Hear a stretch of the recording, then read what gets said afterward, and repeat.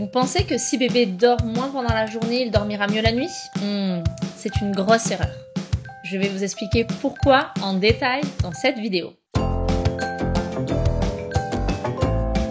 Alors, les siestes de bébé ne sont pas seulement des pauses pour nous, parents, même si on en a grandement besoin. Elles sont par contre essentielles pour son bien-être, son développement et pour des nuits plus paisibles. Dans cette vidéo, nous allons parler des besoins en sommeil par âge, des erreurs à éviter et je vous donnerai mes meilleurs conseils pour que les siestes de votre bébé deviennent régulières et efficaces. Je vais également vous expliquer à la fin de la vidéo pourquoi un bon planning de sieste peut transformer littéralement vos nuits. Pourquoi est-ce que les siestes sont-elles si importantes? Contrairement à ce que l'on pourrait penser, les siestes ne perturbent pas le sommeil de nuit. Elles le favorisent.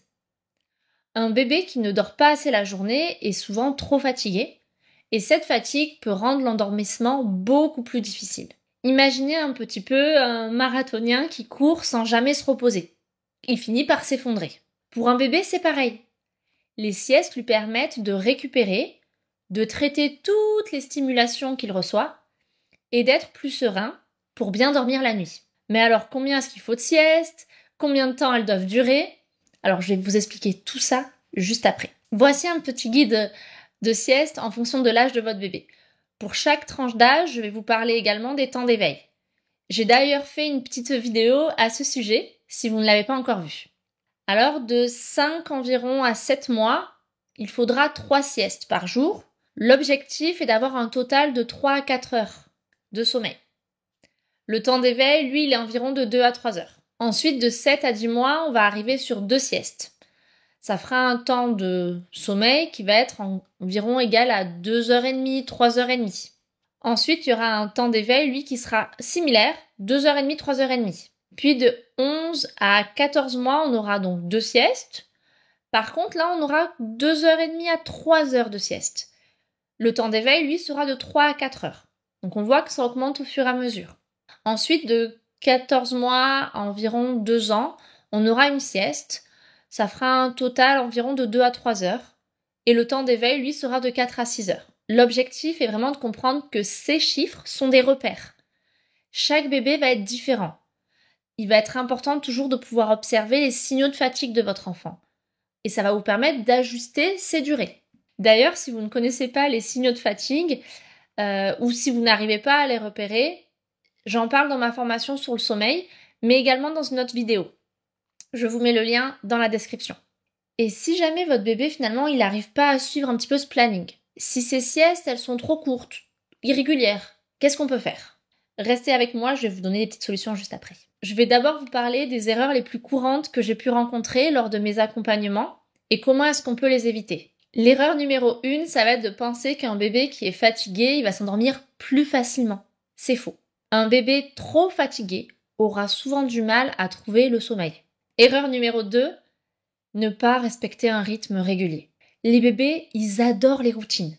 Et des horaires de sieste constantes peuvent vraiment faire de grosses différences. L'erreur numéro 3, c'est de réduire les siestes dans l'espoir qu'ils dorment mieux la nuit.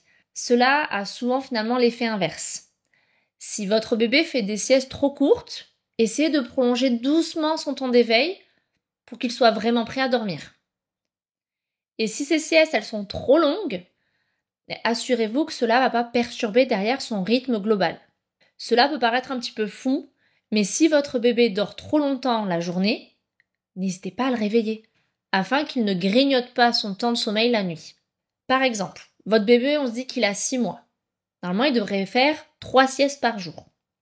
Le total des heures de sommeil en journée, il va être de 3 à 4 heures. Donc s'il a dormi plus de 4 heures déjà dans la journée, on n'hésite pas à le réveiller.